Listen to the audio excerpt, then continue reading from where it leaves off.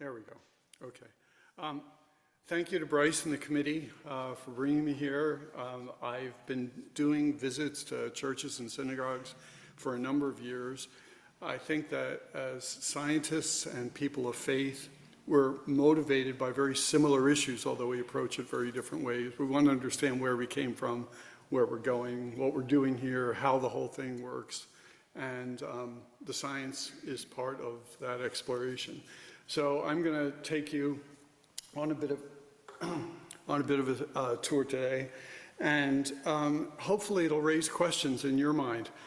Some of those questions, spiritual questions, theological questions, and I hope in the future that we have time to get your ministers involved with some of this dialogue as well, because that really enriches the conversation. So I appreciate the people that ask questions online, and some of them I deferred until we could have a minister here because I can't talk about theology. And some of them we just don't have time for. But I'm going to try to not take up all the time, as professors are wont to do, so that we can have some good questions and discussion and stuff. So I'm going to explore the story a bit of how we got here and are we special? Two questions from a scientific standpoint that, of course, have spiritual repercussions. So you are sitting here as spiritual beings who just came from services or will be going from services, but that's not the people I'm going to be talking about today. I'm going to be talking about your physical bodies, your physical presence. And I would like you to focus on that by doing the following for me, if you would, please. I would like you to put your hand and take your own pulse right now. Just feel your pulse. You can do it in your neck if you want, or you can do it on your wrist. I want you to feel the blood that's coursing through your body. Most of your body is made up of water. And water is mostly oxygen by mass, and so it's about 65%. And that oxygen is being carried throughout your body with the red blood cells. Yeah, you can leave go of your, as long as you felt it and you can keep in your mind, keep that blood present in your mind, because that oxygen that's being carried in the hemoglobin, we're going to trace its history. We're going to ask, where was it? So today, it is in your body, and it's coursing through your arteries and veins. And I want you to just think about, in that hemoglobin are these oxygen molecules, which are essential to our life. And we're going to ask, where have those very specific atoms, not where is oxygen in general, where have those atoms been in the past? And so that's what we're going to do. We're going to look at that. So we start with the hemoglobin, with the red blood cells. And the question is, where was it? Well, about 1 day ago, that oxygen was in the atmosphere, because it doesn't stay very long in the body. Those same oxygen atoms that are today coursing through your body were in the atmosphere a day ago, and you breathed in, and the oxygen got incorporated in those. So they weren't part of you. They are part of you today, but they weren't part of you yesterday. Everything was in the atmosphere. So that's where it was a day ago. The history, by the way, here I'm doing is fictitious. I mean, it's not fictitious. It's true in the broad sense, but we don't know where each of those atoms actually was, but I'm just giving you a plausible history. So that's a day ago. A week ago, the oxygen may have been given off by a plant. So we've got a beautiful milkweed plant with a monarch on it here. And the oxygen is released in the plant. Photosynthesis breaks up the molecules. The respiration you have respiration, you have photosynthesis going on, all kinds of chemical reactions in the plants. Oxygen gets released into the atmosphere. So a week ago, those atoms which you now felt coursing through your veins were not in your body, they were not in the atmosphere, they were in the plant. That was a week ago. A month ago, the plant, of course, didn't have them. The plant gets its water from rain or water in the soil or whatever. So where was those oxygen atoms a month ago? Well, they were coming down as rain. 2 months ago, they could have been in another part of the world. Clouds floating around in the sky. The oxygen atoms that are today that you just felt going through your veins, not in the atmosphere, they're not in the rain, they're not in the plant, they were in a cloud somewhere around the Earth a couple months ago. Where were they a year ago? perhaps in the ocean, because the clouds are based on water that evaporates from the surface. Can evaporate from plants, can evaporate from lakes and streams, from oceans. So where was that oxygen? A year ago, those oxygen atoms, come on in, those oxygen atoms were in the ocean a year ago. 10 years ago, where were they? Well, the ocean isn't forever. The ocean gets replenished, and there are streams and rivers that are running into the ocean. So 10 years ago, your oxygen atoms, the very ones that are in your body, were in a river that was going to flow to the ocean, that was going to make a cloud, that was going to rain and get into the plant and get into the atmosphere, and you were going to breathe it in and get it to your body. That's 10 years ago. 20 years ago, who knows? That water that was in the rivers had to come from somewhere, and we are just part of this big living cycle. And those oxygen atoms have been circulating through these biological, geological systems, hydrological systems, for many years. So 20 years ago, this is what could have been happening. And then it's going to go back out again. And it's going to just keep circulating and circulating. So let's take a look now at a longer time scale. And the question is, where were those oxygen atoms? So if we go back 100 years, not much has changed. This kind of circulation pattern is still going on. We're going from rain to ocean to rivers to plants to breathing to you giving up the oxygen atoms and everything recirculating. 100 years ago, same kind of story. It's just happening over and over. We are recirculating. What happens 1,000 years ago? Same story. We've been circulating those same oxygen atoms for 1,000 years. Not much of a story difference. 10,000 years ago, same story. We've just been circulating through these systems. Who knows what part of the world your atoms have been in? They've been around somewhere in the world, going back and forth into these different systems. 100,000 years ago, same story. 1,000,000 years ago, same story. Hard to picture now. The oxygen you just felt going through your veins, those atoms have been circulating around in the earth for over 1,000,000 years inside all of these various systems. 10 million years ago, same thing. 100 million years ago, starting to get a little more interesting now because the continents are starting to move, volcanoes are going, things are changing a little bit. The picture is changing, or the detailed picture, but not this overall circulation pattern. That's still the same.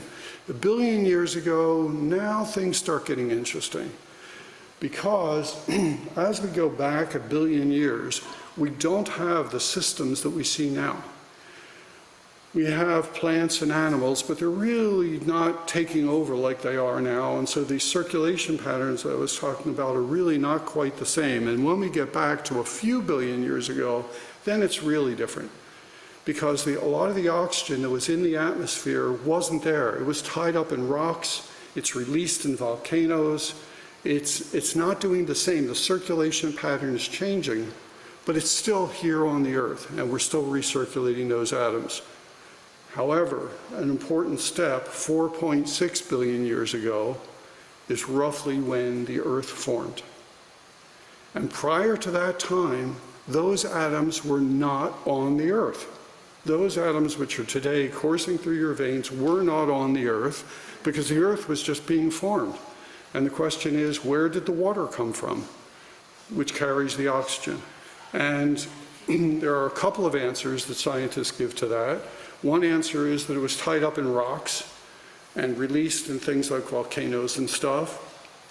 And some of it, we know, came in from comets, which are heavy in water composition. They carry a lot of water in form of ice, and they helped populate the Earth with the water that's going to eventually turn into your oxygen atoms. So as we look back 4.6 billion years now, we go to the beginning of the solar system forming. 4.6 billion years ago, a little bit past that, there was no Earth. Your oxygen atoms were just out in space. And they were in the process of coalescing with lots of other stuff to eventually form the Earth and eventually go through all of these various permutation stuff and end up today kind of in your body. What about before that? Before that, before the solar system formed, that material had to come from somewhere. And the question is, where did it come from? And the answer is that we know that stars are constantly being formed. And these beautiful pictures, which are the first ones I'm showing from the Webb telescope, because Bryce told me I had to talk about the Webb. These pictures from the Webb telescope show you a place where there are newborn stars. We can tell what our early solar system looked like 4.65 billion years ago, not by looking at it in the past, because the past is past. We can only see it as it is today. But we can look at other places in the universe where this is playing out today. And this Carina Nebula, taken here, the pictures just released a couple of weeks ago from the Webb telescope, show us what it looked like at 5 billion years ago or so, as our sun was being formed, our sun and our solar system was being formed. There are two pictures here, one in the radiation that we can see with our eyes, that we call optical radiation. That's the stuff we can see. And then the Webb telescope is equipped with infrared telescopes, things that can detect the radiation that we can't see with our eyes. It's technology that's all around us. We use infrared for fire detection. We use infrared for body scanning, all different kinds of things. There's radiation coming from the sky in the infrared part of the spectrum. We build telescopes that can see it. It has some advantages. It gives us different pieces of the story. You can see here, for example, if you look closely, a couple of stars shining through the dust here in the infrared picture that are not in this picture. And that's because they are hidden by the dust. The dust blocks the light that we can see, but the infrared can get through it. So we take infrared pictures and it lets us peer into the clouds. So we are looking at a pseudo-history of your oxygen atoms. This is the kind of history your oxygen atoms went through. Your oxygen atoms were in a newly formed star 4.65 billion years ago as the solar system was forming. But that had to come from somewhere. So where did that come from? That came from a previous generation of stars. The previous generation of stars had winds coming from it. Sometimes they blew up, sometimes they had winds. This is another great picture from the Webb of what we call a planetary nebula. It's a star that's on its way out, it's about to die, and in the last stages of its life, it's releasing the elements that it made in the nuclear furnace inside of the star. It didn't start with oxygen. Before this point, it wasn't even oxygen. The oxygen was made in a star. The star releases it out into space. New stars form, our solar system forms, the Earth forms. The Earth incorporates that oxygen and then goes through all this crazy cycling and eventually ends up in your blood. You were part of a dying star somewhere between 5 to 10 billion years ago. The very atoms that are in your body were not always in your body, as we've been saying, not a surprise, but 10 billion years ago, they were being made, that oxygen was actually being made inside of a star. But that's not the end of the story. Where did that come from? So we can keep going back. Well, the answer is for about 10 to 12 billion years or so, we've been circulating all of those atoms inside of our Milky Way galaxy. So this is a picture of our Milky Way galaxy. And once it's separated out from all the other galaxies in the universe, then we just started recycling the material. We made one generation of stars. Those stars cooked the oxygen in the nuclear furnaces inside the stars. They released that into space. New stars, like our sun, formed. And the stars are continually kind of sharing this material, inside of our galaxy. These beautiful pictures of clouds that you're now seeing come out of the Webb, and we've seen them from Hubble in the past and stuff, those are all part of that story. They're all part of that cycle, and you've been there. I don't know where you're able to go spiritually, but physically you were there. You were out in space. You were the very atoms. And again, we're not talking metaphorically. The very atoms that are in your body today were out in space. Parts of stars, parts of clouds, circulating through, going through these different forms, until finally 4.6 billion years ago, they isolated themselves to our little part of the solar system. So that's 10 billion years. But where did the galaxies come from? They had to come from somewhere. Feel like a little kid. You know, why? Where's it going on? It's like, you know, hopefully there's going to be an end to the story, right? You know, is he going to tell us where the stuff really came from? Oh my, no, I'm not. So let's go back. Got another fantastic picture from Webb down on the bottom, because this is one of the things it's going to do. It's going to look at things that are so far away that they tell us what was going on in the past. In the past, and well, because the objects are so far away, it takes time for the light to get to us. So we don't see them as they are now. We see them as they were in the past. When you look at the moon, you do not see it as it is now. You see it as it was 1¼ seconds ago, because that's how long it took the light to get here. So if something happened to the moon in the last 1¼ seconds, you wouldn't know it for another 1¼ seconds, because it takes that long for the light to get here. When you look at the sun, you are not looking at the sun as it is now. You are looking as it was 8 minutes ago. 8 minutes ago, the light left the sun. Something could have happened to the sun in the last 8 minutes. You wouldn't know it, because it takes that long for the light to travel here. When you look at the nearest star, well, let me do the Webb. The Webb is about 5 seconds away. So that's where we stuck it out in space. I think I have a picture somewhere. Did I pass it already? No, I guess not. Maybe I have a picture somewhere showing. It's about 5 seconds away. So when we communicate with it, we're getting the signals from 5 seconds in the past. Sun, 8 minutes. Nearest stars, years. When you look at the nearest stars, you are looking at them as they were years ago. The Webb telescope is able to see far enough into space that we are now seeing things as they were over 13 billion years ago. They are today just the same age as we are, but we can't see them today. We can only see them 13 billion years ago. But they're telling us the story. They're telling us what we looked like 13 billion years ago, which we can't access. But we can look at them and say, well, what did galaxies look like 13 billion years ago? So there was this flurry immediately when these first pictures were released about the most distant things in the universe. There's starting to be some questions about whether all of them are real or not. Some of them probably are. Some of them we got confused because the dust got in the way and made them look like they were further away.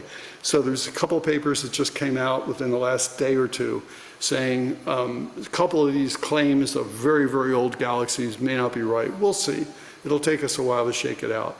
It looks pretty good, though, that at least some of them will survive. And we will be looking at the galaxies as they were 13.1, 13.4 billion years ago. Now we're getting close because they are in the first minute of life for the entire universe. If you think of the universe as having a human age or something, we're looking at that very first minute of life. And we're seeing our own history, the history of the atoms which are today in your body. We're getting a picture of it with the Webb. And so this is a picture, the picture in the bottom left here, of a distant, what we call cluster of galaxies. It's part of what I study in my research. is these clusters of galaxies, giant groups of galaxies, each of them like the Milky Way, with hundreds of billions of stars. And we're watching what they looked like when they were first born. We're watching the stars before there were any of these, what we call heavy elements. Because when the universe started, there was no oxygen. So we've been tracing the history of the oxygen atom. That oxygen had to be made in stars. So there was a time before any stars got a chance to make oxygen. That's the era we're interested in. We are interested in probing with the Webb the era of the first stars before there was any oxygen floating around. Because once you put oxygen in, the stars behave differently. You can form things like us, planets, solid bodies, things like that. Before that, you couldn't do any of that. You didn't have any of the elements that you needed to form solid things. You didn't have carbon or silicon or nitrogen or sulfur, silicon, which were magnesium. All the things that the Earth is made of, they didn't exist in the early universe. It was just hydrogen and helium. And we needed that first generation of stars to get things started, to make some of these heavy elements. That's what we're hoping to probe with the Webb. Because the story I told you has lots of evidence behind it, but we haven't seen the pictures yet.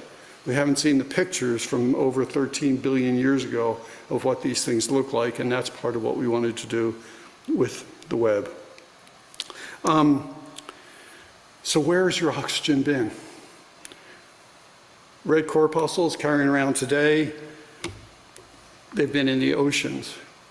They've been in the atmosphere, they've been in plants, they've been in animals, they've been circulating.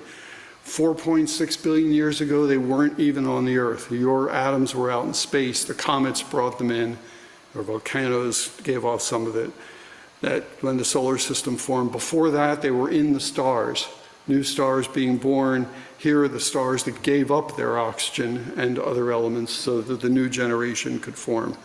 You've been in the Milky Way, you've been circulating around. You know, today all of your atoms have come together, but they've been everywhere. You've had a rich existence.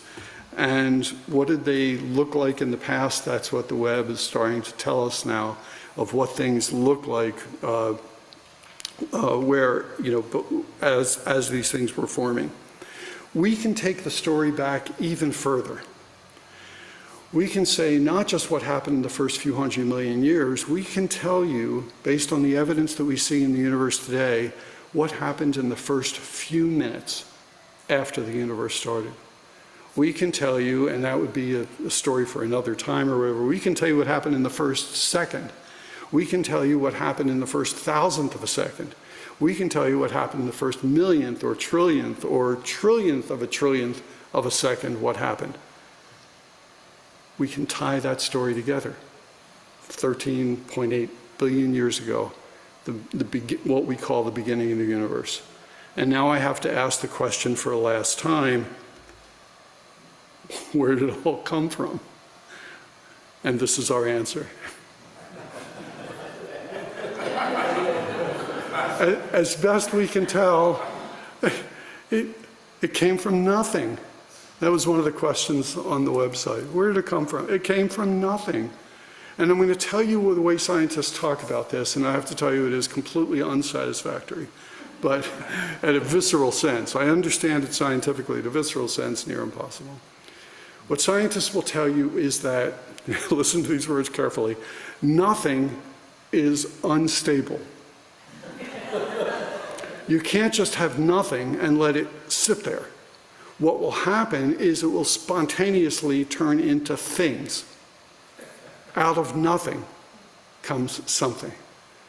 And that is actually what we believe, that the thing that we call the vacuum is actually an unstable state, and that the universe is able to get into what we would call a lower energy state by creating particles. And we've seen that process happening in high energy accelerators that the physicists build. We know this process works. You can get something for nothing, but somehow it just offends the senses, offends the sensibilities on a larger scale.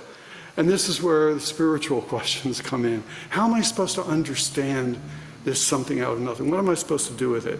So I'm going to take you for a second to my tradition, which tries to answer this question a little bit.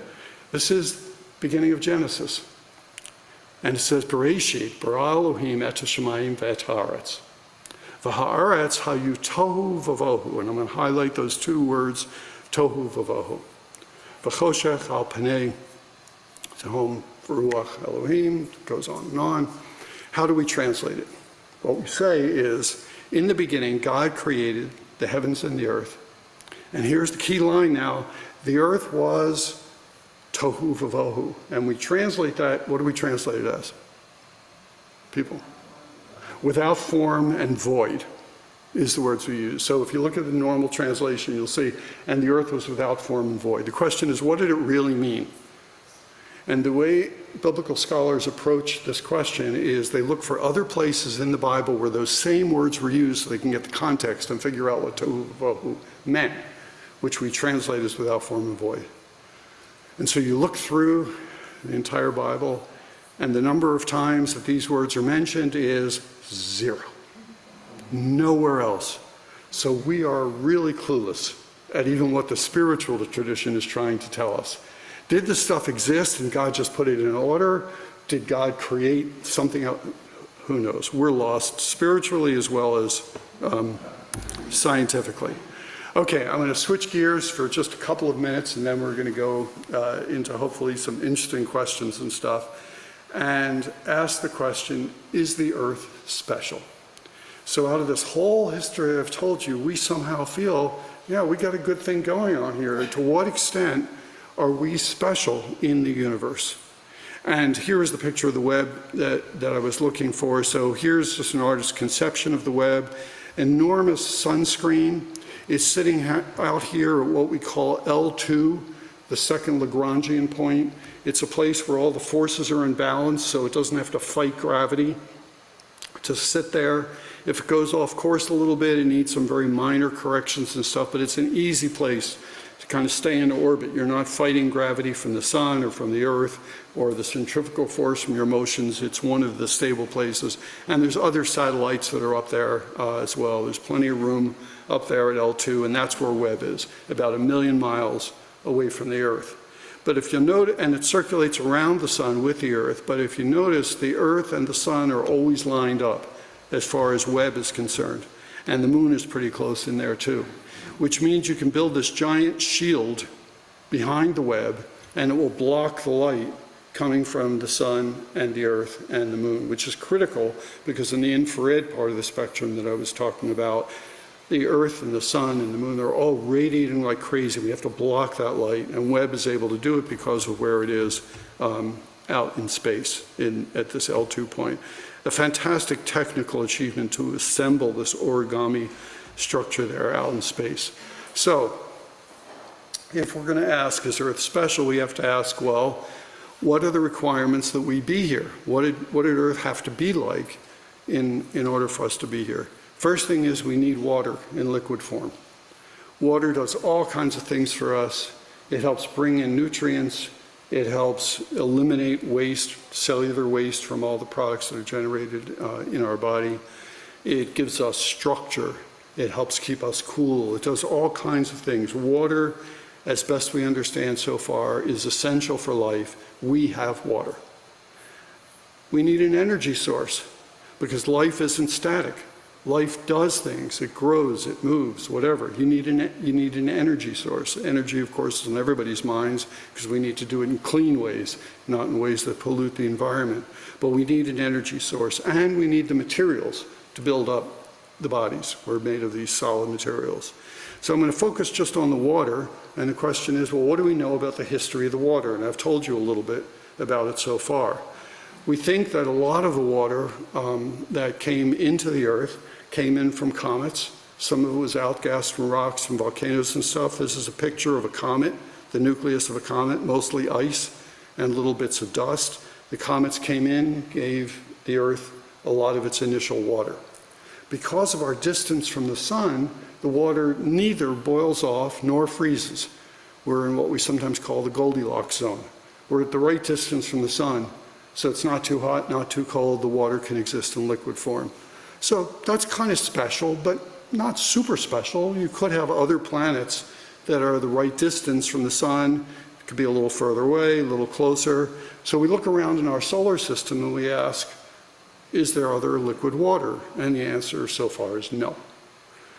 We found ice on the moon, and we're interested in mining it if you want to have colonies and things like that on the moon.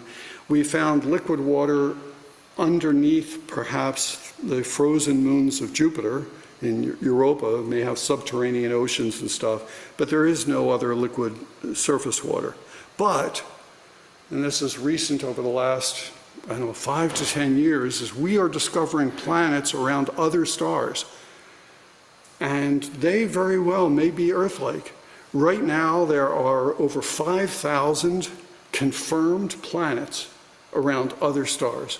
When I started teaching, there was one, and that was found out to be a mistake, so it was 0 for a long time, and now it's 5,000.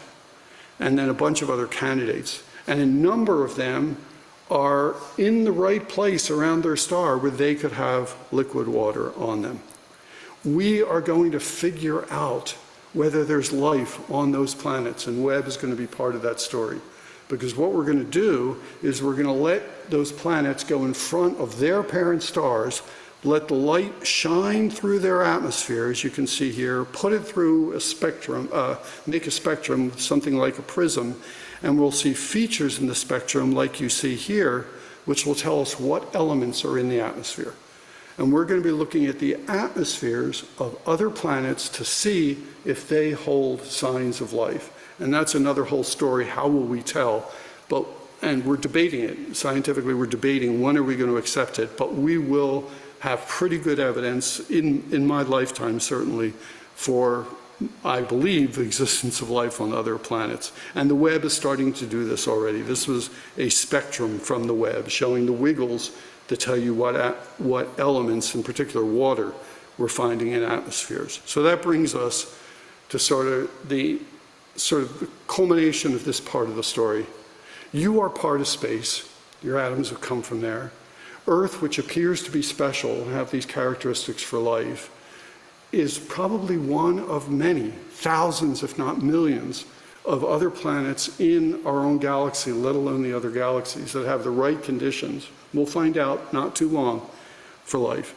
And that brings us to one of my absolutely favorite quotes of all time, recognizing the history of the atoms in your body, that you are the universe, expressing itself as human for a little while.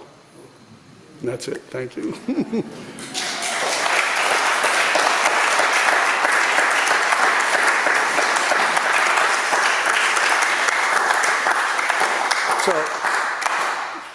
So, I can moderate. Go ahead. Go for it. Yes. Everything that we're going to be looking at with the Webb is in our galaxy. So, nearest stars, light years away. The things we'll be studying will be hundreds and thousands of light years away.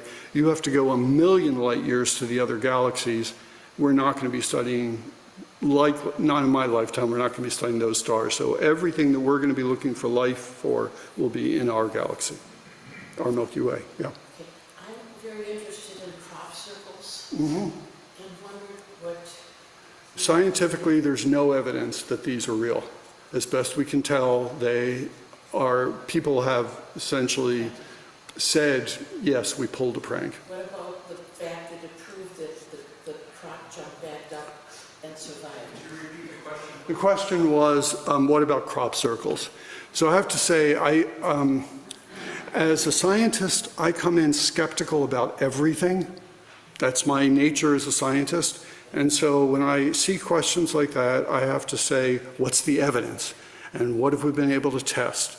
And for things like crop circles, everything that we've been able to test fails to find any kind of supernatural or unnatural explanation. We have explanations for them. There's nothing extraordinary. So, they're fun, and there's lots of things that are fun, but as a scientist, I have to tell you, no support for anything fishy going on. They are just people doing things. Okay. What about the work that our military is doing, and Russia in particular, regarding things coming in, checking out? Okay, so Up until about a year ago, I was equally dismissive of those, and I would say no evidence of anything fishy. There's now evidence that there's something fishy going on. There are too many confirmed reports by pilots who are good observers of things. We have things that are flying around in the sky for which we do not have current explanations. I'm not willing to jump yet to tell you what they are, and scientists are not willing to, but we do have a mystery. We have mysteries, which is a good thing because that's what keeps scientists in business.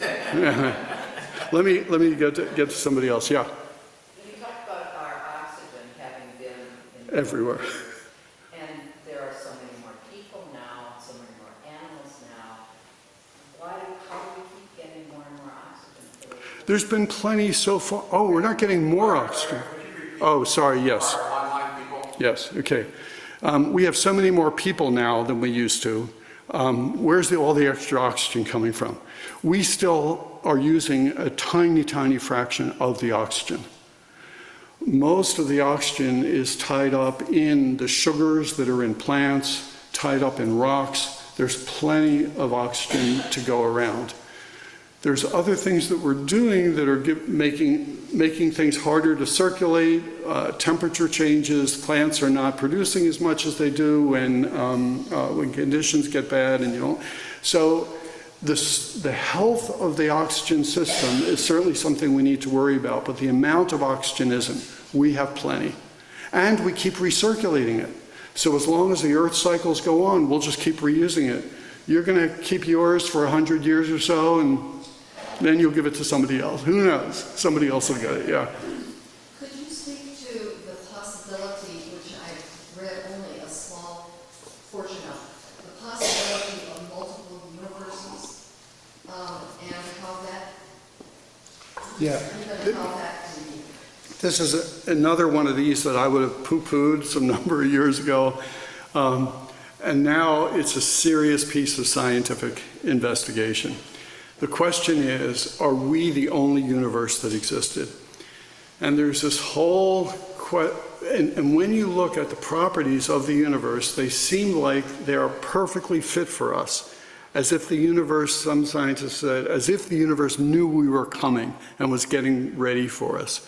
And one of the answers to how is it that this universe is so perfect for us is it's not the only one.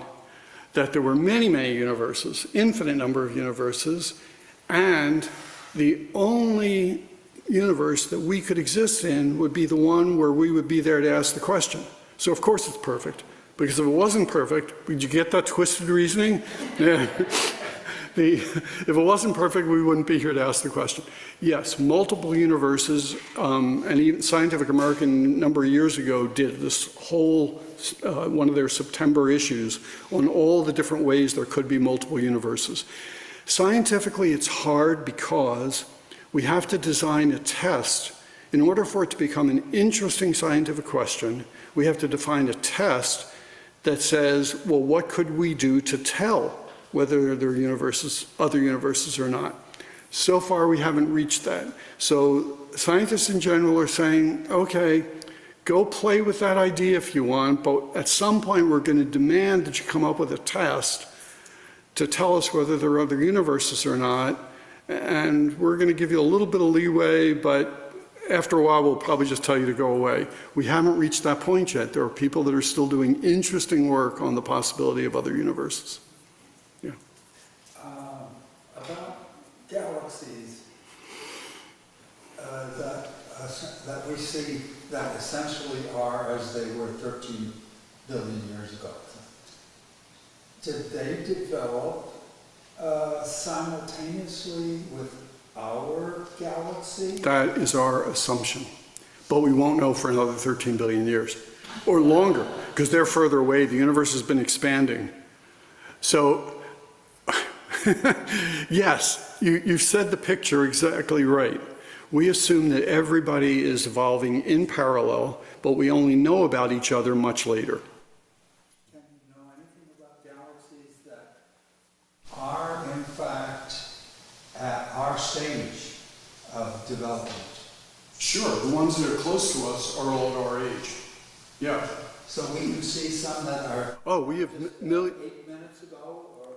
we can see some that are millions of years ago, and not much is different. So when I told you this history of how long we've been evolving, it doesn't matter if we look a million years ago. Yeah, so we can look a million years ago and we see galaxies and they're just like us today.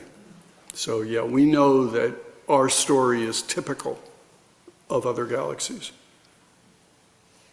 How do you know that 15.3 or 4 billion years ago was 1 Okay. second before the beginning, or whether? Yeah.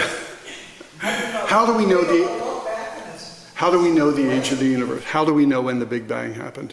So we have about 3 or 4 different lines of evidence to tell us when the Big Bang happened, but I'll give you the simplest one to understand. And that is that if you look at the universe today, it is expanding. All the galaxies are moving away from each other. You can picture that as making a movie of the universe, and we can just watch them go out over time. We can run that movie backwards and ask, at what point in time were they all together? And the answer is 13.8 billion years ago. And we have several other ways of determining that number, and they're consistent. So that's it. It's the movie run backwards. Because the universe is expanding, we can tell you when the expansion started. When we get to that 0 point, as you saw, all bets are off. But if you want to know when that 0 point was, we can do that pretty accurately. So if we, Is there a question on that? if we speculate that there are other universes, that means they probably, if they exist. You're going to hurt my head, but you go ahead. Have that same similar process from a Big Bang. Oh man, I mean, you're asking such a fundamental question, because what we'd have to ask is, we're not talking about our universe anymore. As best we can tell, when we look at all the other galaxies, they're following the same rules we are. They have the same physics, same rules. If you now start asking about other universes, we don't know whether they're following the same rules as we are. We don't know whether they have the same physics. We don't know if they have electrons and protons. We don't know if they have gravity like we do, or electromagnetism, or the weak, or nuclear. We don't know. And that's part of the problem. So the answer is, we don't know. So when we talk about black holes, There's a few questions in the Q&A, if you wouldn't mind taking a look at those as well. Okay. So let me hold off and just jump to the Q&A. Was there ever nothing or always something? Oh my God. Yeah, I tried to do that. Yes, we believe there was a time, consistent with our theories now, that the universe spontaneously formed out of nothing. Whether or not that picture will change, who knows? It's not a very satisfactory picture. A star can die, can a galaxy die? A galaxy can't really die, but the stars in it can die. So all the stars can run out. They'll use up their nuclear fuel, they'll stop doing stuff, yes. Not to worry about, we're going to ruin the Earth way before that happens. And then black holes and dark matter, oh, I didn't get to do anything on them at all. No, we can't start, it's too much, okay. And are they related to nothing? No, they are not related to nothing. Dark energy and dark matter and black holes, those are real things that exist in our universe. We can measure them, they have properties, they're part of our energy mass balance.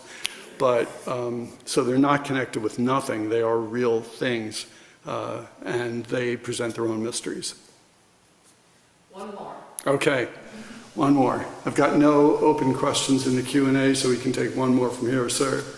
What allowed you or drew you to a spiritual possibility? Whoa. Possibility, even though I was very dismissive about the crop circles, I try to say when there's something that I can't establish, I need to keep an open mind about it. That's my view of looking at things spiritually. It's like, I don't know what to do with that. And so until I could tell you, oh, I've got evidence against it, I'm just going to say, I don't know. And it has been such an enriching thing for so many generations of people for thousands of years, that there are truths in spirituality that tell us about the human condition that I feel we all need to learn and appreciate. And that's about as close as I can get. Yep. Thank you so much. Sure.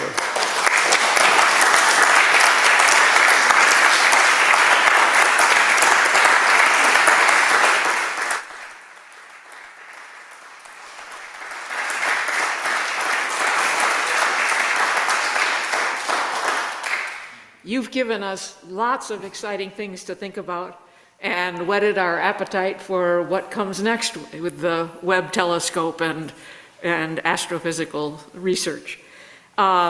This is our last summer Sunday Forum, but please come back on September 18th for the beginning of our fall session, when the Minneapolis League of Women Voters will talk about one of the issues that's going to be important in November, and that's voting for all, and the right to vote and the ability to vote for all. So thank you for coming, and please have a wonderful day, and thank you again, Larry.